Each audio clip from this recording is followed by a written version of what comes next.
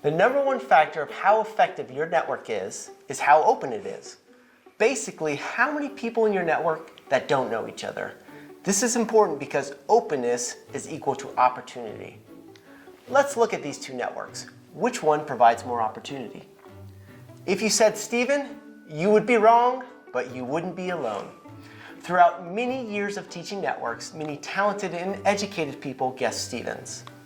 His network is full of lines and connections. There's a ton of information and lots of activity going on. Stephen's network is closed. Everybody knows everybody else, so there is very little new information coming in. Remember how we said that one of the benefits of an effective network is hearing about things sooner? Well, in Stephen's network, you can't hear something sooner than your 12 closest colleagues. Now, let's look at Mercedes' network. Some people know each other, but not everyone. She has access to different types of information, which she can then pass on to the rest of her network. They aren't all hearing the same news at the same time. Mercedes has access to 4 unique areas of information, whereas Stephen's network recycles information. Mercedes also has the opportunity to make introductions within her network. She can recommend people for new opportunities, tap into her disparate network for new talent, and share information that is outside the realm of other networks. Social capital is easier to build for Mercedes. For Stephen, he has few avenues to make introductions and build social capital. If having an open network is critical to professional and career success, why would anyone want a closed network? Well, a closed network creates a sense of camaraderie and bonding, which is great for a small team.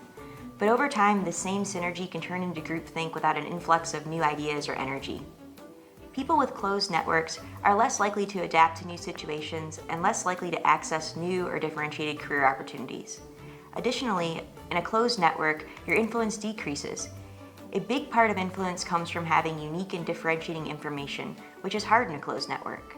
Networks often do oscillate between open and closed, moving with the goals and rhythms of your life.